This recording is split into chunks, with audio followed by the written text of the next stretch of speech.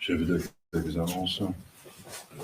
Aujourd'hui, le 5e dimanche après la Pentecôte, il n'y a pas de mémoire de la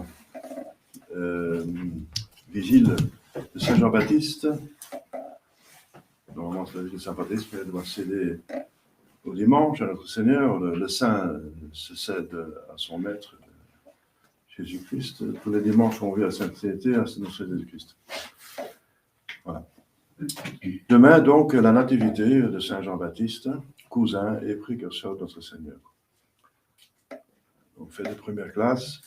Dans le droit canon, c'est une fête d'obligation, mais selon le concordat entre Napoléon et le pape, plus dans nos pays, Belgique et France, c'est plus d'obligation, malheureusement.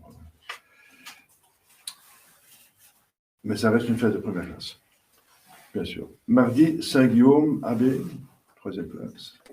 Mercredi, Saint-Jean et Saint-Paul, martyrs. Ce n'est pas les apôtres, hein, c'est des autres Jean et Paul. Jeudi, de la Féerie, et dans certains lieux, Notre-Dame de Perpétuel Secours. Eh bien, on a perpétuellement besoin de Notre-Dame. Vendredi, la vigile de Saint-Pierre et Paul, apôtres. La vigile. Et samedi, la fête de Saint-Pierre et Saint-Paul, apôtres et martyrs, bien sûr, parce que les apôtres ont le titre de martyrs.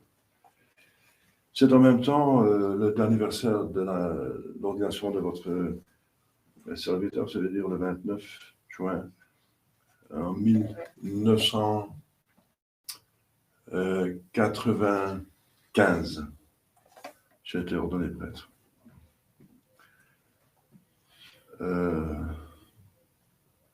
Voilà, donc c'est encore une fête, une deuxième fête dans le droit canon d'obligation, mais la même histoire, n'est-ce pas, plus obligatoire après le concordat de Napoléon. Dimanche prochain, le 6e dimanche après la Pentecôte.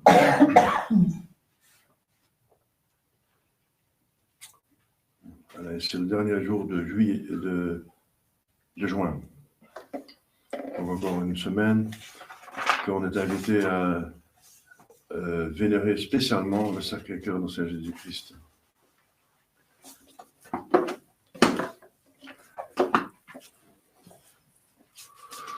Au nom du Père et du Fils et du Saint-Esprit. Chers fidèles, cet évangile qui revient bien sûr chaque année, et chacun met quand même un défi pour bien expliquer la colère. Parce que la colère, il faut distinguer pour commencer, n'est-ce pas? La colère, c'est pour commencer une passion.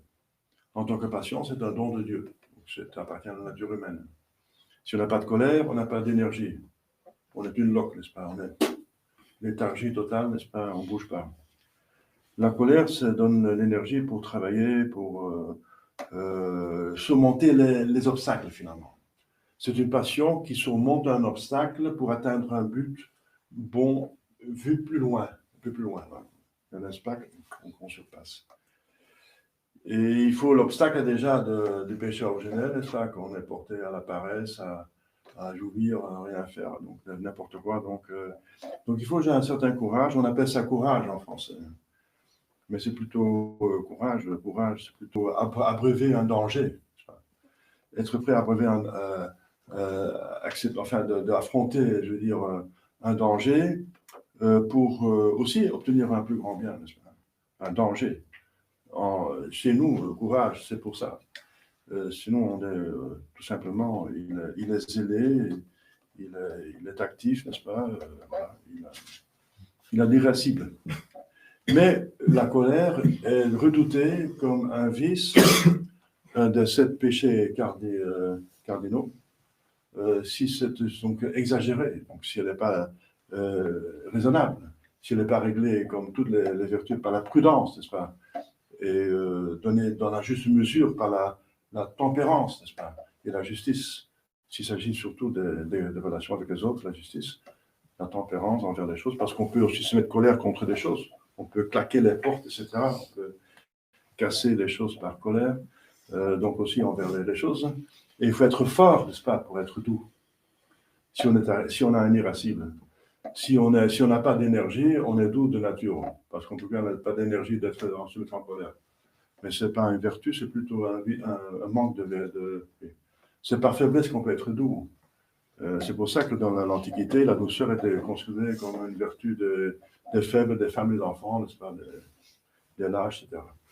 Mais notre Seigneur Jésus-Christ a bien montré la douceur comme une vertu, une des plus importantes, parce qu'il dit, on va chanter après la messe, imitez-moi parce que je suis doux et humble de cœur. Donc il nous montre deux vertus, doux et humble de cœur. La douceur pour régler surtout la volonté, et l'humilité pour régler surtout l'intelligence. Parce qu'on a péché, et le péché originel nous donne une tendance contraire, n'est-ce pas, vicieuse.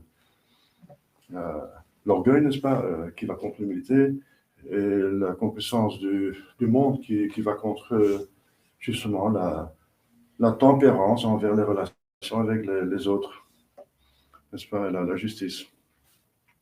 Donc, il faut être fort, n'est-ce pas, fort pour contenir sa colère dans la juste mesure, tout en gardant l'énergie pour bien travailler et faire ce qu'il faut faire, n'est-ce pas, et de ne pas se laisser décourager parce que c'est un peu difficile de travailler, etc. Donc, pour surmonter les obstacles et continuer quand même, parce qu'on veut atteindre le but qui est bon. Voilà. Donc, et c'est ça, l'énergie, disons, l'irascible. Donc, on a besoin de cette vertu magnifique, c'est une vertu, la colère. Ça peut être une vertu parce que notre Seigneur Jésus-Christ s'est mis en colère contre les vendeurs du temple. Et notre Seigneur Jésus-Christ est incapable de pécher, enfin, il est incapable de pécher, ça veut dire qu'il ne pêche pas. Tout ce qu'il fait est de sainteté la plus haute. Donc, il a jeté en dehors des temples, les vendeurs du temple, c'était une vertu, la vertu de colère. Donc, il y a une vertu de colère, celle qui s'acharne contre le péché, contre le mal, contre le diable, n'est-ce pas? Il y a la colère de la croisade qui a été prêchée par le pape, n'est-ce pas, Urbain II, Dieu le veut, n'est-ce pas, et qui en cours de route, ils ont eu des apparitions de saints, n'est-ce pas? Ils ont eu l'apparition de quand ils étaient devant Antioche, ils n'avaient jamais diminué, ils sont partis à 600 000, la première croisade, je parle de la première grande croisade.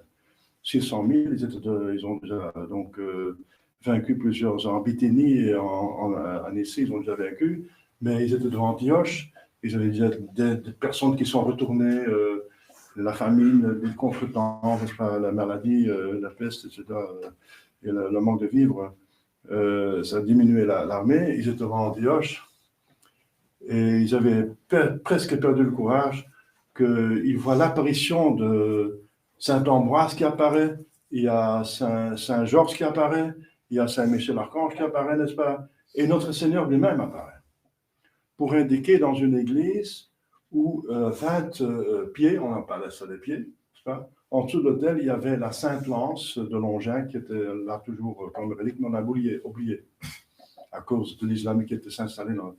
C'était oublié, mais et Jésus a donné un songe, on a commencé à creuser, n'est-ce pas? On a trouvé effectivement la lance. Et notre Seigneur Jésus-Christ lui-même a dit, je donne cette lance comme un gage, n'est-ce pas, comme une garantie pour la victoire. Je vais prendre à Antioche et Jérusalem. Alors ils ont pris courage, et cette sainte lance est toujours, il me semble qu'elle se trouve quelque part en Allemagne. Et même Hitler est allé la voir, parce qu'il voulait aussi la victoire, mais ça ne marche pas comme ça, bien sûr. Parce que toute l'armée, à un certain moment, quand elle se mettait en état de grâce, tout le monde se confessait, communiait, etc. Il y avait un archevêque, un évêque avec Adhémar, qui avait beaucoup de prêtres, etc., même des évêques qui allaient avec pour soutenir ces 600 000 personnes, n'est-ce pas, des chrétiens, n'est-ce pas, qui venaient pour sauver les reliques et les saints lieux, n'est-ce pas. Eh bien, donc, ils ont tous, n'est-ce pas, eu le courage, ils ont cru, ils ont été soutenus, n'est-ce pas. Donc, c'est Dieu qui le voulait lui-même. Dieu voulait cette guerre, n'est-ce pas, pour arrêter les injustices, c'est Pierre l'ermite, n'est-ce pas, qui est allé raconter, là, ici dans l'Ouest, envoyé par le patriarche de Jérusalem, etc. Et les chrétiens, comme étaient maltraités, ils étaient tués même, ils étaient rendus esclaves, même les femmes étaient abusées, n'est-ce pas, les lieux saints désacralisés, n'est-ce pas. Donc toute cette chrétienté était en train de périr, et voilà, et on a le droit de se défendre, n'est-ce pas, c'est l'exception, n'est-ce pas, elle vous tuera pas, c'est la défense, la guerre juste, c'est une guerre juste, n'est-ce pas. Quoique, justement, quand ils se sont mis en état de grâce, ils avaient la victoire, et quand ils vont dire, ah, maintenant, dans une belle région, hein, le Liban, c'est magnifique, il y a des palmiers, il y a des trucs machin, ils se laissaient aller, ils commençaient même à pêcher, etc. Donc, ils s'étaient cassés et tués par les musulmans. Et à chaque fois, ils se prenaient les esprits, heureusement, ils ont repris leur esprit, ils sont mis en état de grâce, et alors ils avaient la victoire. Dieu est avec eux. Le même phénomène, on voit avec le Saint Jean d'Arc. Saint Jean d'Arc exigeait qu'ils se mettent en état de grâce. En plus, ils pouvaient mourir dans le combat. Donc, se mettre en état de grâce, alors Dieu est avec nous. Sans moi, vous ne pouvez rien faire. Et avec moi, ça veut dire être en état de grâce. Donc, c'est fondamental. Sans ça, il n'y a rien, n'est-ce pas? Avec Jésus-Christ, sans Jésus-Christ, donc voilà, c'est fondamental. Donc, c'était vraiment... On voit une sainte colère qui était voulue par Dieu et qui a fait un bien énorme, qui a restauré, n'est-ce pas, les saints lieux. Il y a beaucoup de gens qui sont morts pour la foi. Il y a une dévotion, n'est-ce pas? Vous savez que par cette phrasade, n'est-ce pas, prêchée par le pape Urbain II et donc prêchée par Pierre l'ermite et approuvée par le pape, que tout d'un coup, les guerres qui se faisaient entre les lords, les grands de ce monde, n'est-ce pas, les ducs, les comtes, etc., tout le monde se faisait la guerre en Europe, on était assez belliqueux, n'est-ce pas, que tout d'un coup, ça s'arrêtait.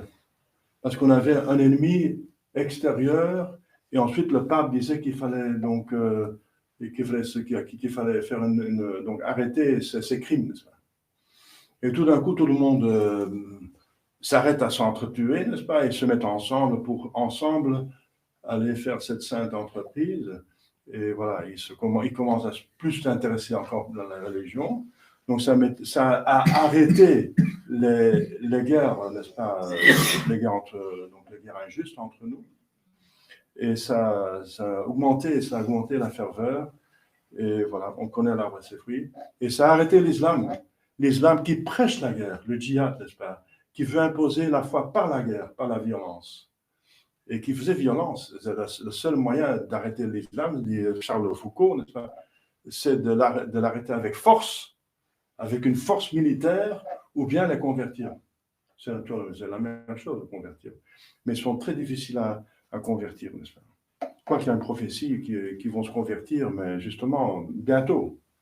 Cette époque qui va venir bientôt, où le monde entier va se convertir par une conversion générale du monde entier, n'est-ce pas, par un grand châtiment qui est proportionné au mal qui est fait maintenant, les péchés qui crient vengeance, qui sont commis actuellement massalement dans le monde entier. Mais c'est une autre histoire. Mais pour vous montrer déjà deux exemples d'une colère juste, notre Seigneur qui chasse, qui dit, même parce qu'il dit ici dans l'Évangile, il ne faut pas dire fou à votre frère parce que vous êtes coupable, etc. Mais de l'autre côté, il appelle les pharisiens tombeaux blanchis. Vous êtes hypocrites, n'est-ce pas? Vous êtes des fils du diable, n'est-ce pas? Donc vous êtes, et Saint Jean-Baptiste, on va bientôt le fêter, il dit ni de vipère, ni de vipère. Mais c'est parce que ce n'est pas une insulte, c'est parce que c'est vrai. Donc la différence, c'est que si on veut exterminer les péchés, on fait une bonne œuvre. On veut secouer l'homme ou la femme pour l'enlever du péché. C'est bien, n'est-ce pas? Mais si c'est une insulte gratuite, n'est-ce pas, qui est sous la passion de la colère, qu'on a grandi le péché d'autres, on a amoindri le nôtre, et on voit que le mal d'autres, ils ont été injustes, n'est-ce pas? Ça, c'est pécamine. Et c'est vrai que ce n'est pas facile de maîtriser cette colère.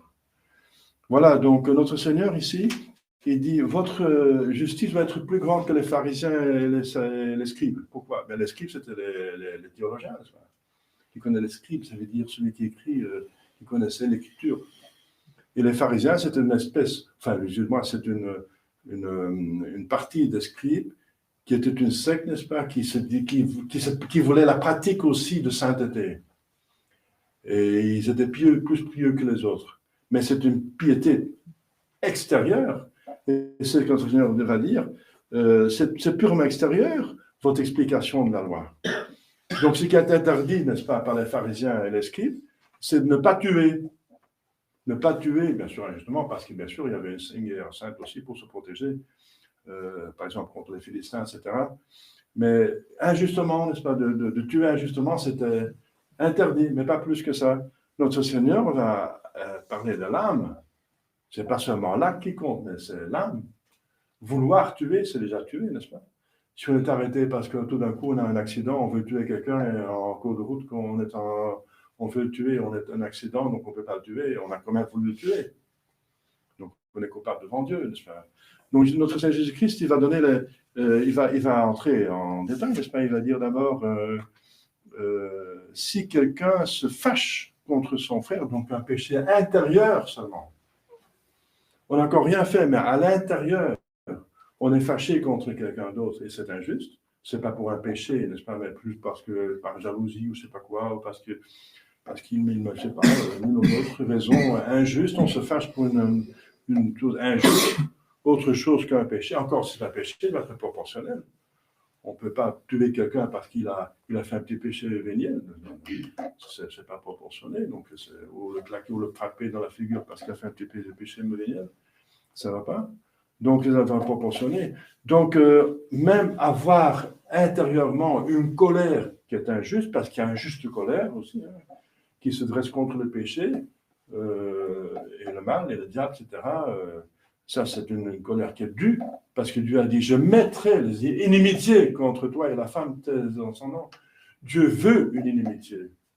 Dieu veut la guerre contre le diable et les péchés. C'est proclamé par Dieu. Si on fait la paix contre cela, comme Vatican II, qui veut faire la paix avec tout le monde, on casse l'Église, on casse tout, n'est-ce pas? C'est diabolique de faire la paix avec tout le monde, même avec ses ennemis, dans le mal, de faire la paix dans le mal, dans le péché. Oui, c'est très grave. Ça, c'est la crise actuelle, c'est le malheur. On veut être gentil avec tout le monde. Woke, n'est-ce pas? Gentil avec tout le monde, même dans les péchés les plus graves. On est encore gentil, n'est-ce pas? Ça, c'est diabolique, c'est l'enfer. Ça sent le soufre. Ce n'est pas une douceur, une paix juste, c'est une paix diabolique, n'est-ce pas? Donc, voilà. Donc, je répète. Donc, voilà, et c'est danser sur une corde. Il faut garder la juste mesure. Mais une colère intérieure, n'est-ce pas, qui est injuste, eh bien, elle est coupable. Reus judicio. Le judicio, c'était un tribunal composé de 23 personnes qui jugeait le cas d'homicide, vous vous rendez compte? Jésus compte ça comme un homicide. C'est le début de l'homicide. Le meurtre, le début, c'est le début, c'est la racine. C'est se mettre en colère injustement contre quelqu'un. Eh bien, donc ça, c'est coupable. On ne peut pas prouver, on peut peut-être le sentir, une antipathie, mais pas approuver, n'est-ce pas, avec la volonté libre. Voilà. Alors, notre Seigneur va plus loin. Donc, d'abord, il condamne le péché intérieur de colère. Ensuite, il va plus loin, il dit, notre Seigneur Jésus-Christ, il dit, si vous fâchez contre votre frère, donc par parole, vous dites raka, ça veut dire fou, imbécile, vous êtes coupable injustement, bien sûr, si vous êtes imbécile injustement, juste par orgueil, je ne sais pas quoi, ou par jalousie, ou par un mauvais motif, vous êtes coupable du concilio. Le concilio, c'était une cour plus haute, c'était la cour de justice qui était le Sanhédrin à Jérusalem, la capitale, composée de 72 membres. Donc, il me semble que ça pourrait être, par rapport aux 12 tribus, que chaque tribu apportait 6 membres. Pardon. Ça fait 72 membres. Quand il y avait encore les tribus, mais à notre Jésus-Christ, l'époque, il n'y avait plus de tribus, il n'y avait que 2 tribus, mais en tout cas, les membres restaient les mêmes. C'était parce qu'il y a 10 tribus qui étaient dans la diaspora, par les exils. Il restait que la tribu de Juda et de Benjamin. C'est pour ça qu'on appelle les Israélites de l'époque les Juifs, qui sont descendants de Juda, une seule tribu. 72 membres, donc la cour la plus haute, on est coupable. Celui qui dit par colère, fou, imbécile, injustement, bien sûr. Parce qu'on peut se comporter comme un imbécile, et ce que quelqu'un dit, mais tu te comportes comme un imbécile, c'est pour lui faire du bien, pour sortir de l'imbécilité, c'est bien ça. Vous comprenez? Il faut toujours tenir le bon sens dans l'affaire. Alors, il y a un troisième degré, c'est qu'on ne dit pas seulement on insulte, n'est-ce pas? Pardon, une insulte, mais c'est une insulte plus grave. Fatuer, ce n'était pas seulement une colère, une manifestation de colère extérieure comme raka, mais c'est une insulte grave. Je ne vais pas dire les insultes qui peuvent exister, n'est-ce pas, qu'on utilise actuellement, mais c'est quelque chose qui, voilà, c'est une insulte, n'est-ce pas? Et là, Jésus dit, vous êtes coupable du feu de l'enfer. Ça veut dire le tribunal de Dieu. Ça veut dire, je pense, si ça dépend, hein, on ne va pas en enfer pour une insulte quelconque, mais c'est, vous vous rappelez, vous savez, que le feu du purgatoire, c'est le feu de l'enfer. Hein. C'est le même feu. Hein. Purgatoire. Ça vient de purifier, mais aussi pur en grec, ça veut dire le feu. Donc le feu de la Géhenne, c'est là où on brûlait les cadavres tout près de Jérusalem, et aussi où les Juifs apostates faisaient passer les enfants par le feu pour les Molochs, n'est-ce pas? Ils sacrifiaient les enfants par le feu à Moloch, donc entre parenthèses. C'est un des péchés les plus abominables, n'est-ce pas, que Dieu a puni avant par les exils, etc. Voilà. Donc, ça, c'est une insulte. Donc, il y a 3 degrés que notre Seigneur Jésus-Christ condamne, que les pharisiens ne condamnaient pas. Parce que dans les 3 degrés, il n'y a pas eu de meurtre physique. Les pharisiens condamnaient seulement l'acte extérieur. Donc, c'est une religion extérieure. Et non, ce n'est qu'une partie, n'est-ce pas? Il y a à l'intérieur l'âme qui compte. L'âme qui compte. Si on a une haine injuste contre son prochain, comment aimer Dieu, n'est-ce pas, dont le prochain est l'image. Saint Jean dit on ne peut pas aimer Dieu et détester son image. Pas possible, n'est-ce pas? Voilà, chers fidèles, c'est pour mettre les choses un petit peu en clair. Donc, il y a une juste colère qui est un devoir, je mettrai des inimitiés.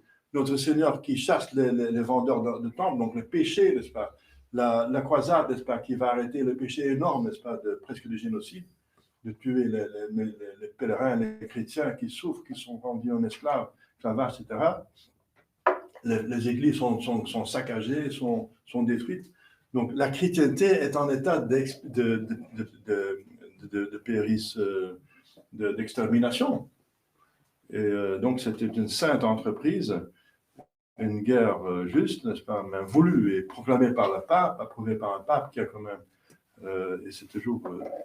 les musulmans nous reprochent ça, n'est-ce pas?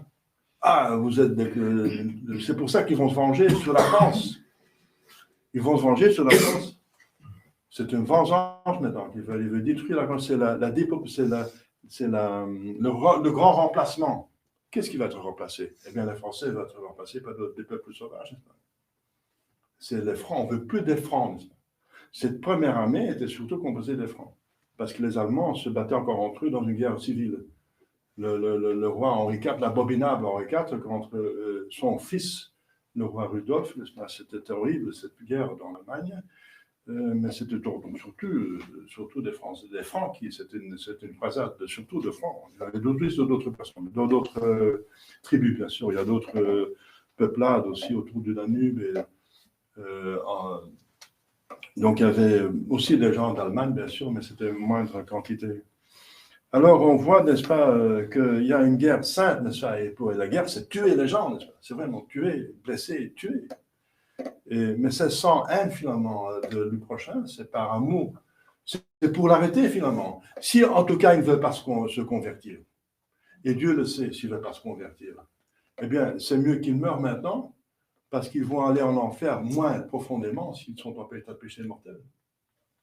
Donc, ça, c'est une autre chose, une autre considération. Il vaut mieux que quelqu'un dont Dieu prévoit qu'il va pas jamais se convertir du péché mortel, il veut qu'il meure le plus vite possible pour qu'il a dans un enfer moins profond, qu'il fasse moins de péchés mortels, parce qu'il continue à faire des péchés mortels.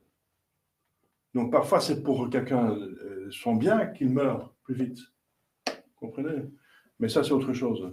Donc, c'est aussi l'histoire de Sainte Rita, n'est-ce pas, qui prie pour plutôt la mort de leurs enfants, de ses enfants, qu'ils meurent en état péché mortel. Et ils sont morts. Ces deux fils sont morts. Parce que Dieu a prévu que s'ils ne meurent pas maintenant, ils ne vont plus jamais sortir du péché grave, justement, de pouvoir venger leur père avec une haine, n'est-ce pas, pécamineuse. Ils refusaient de pardonner aux meurtriers de leur père. Leur père. Mais il faut pardonner, si les gens demandent pardon, il faut pardonner.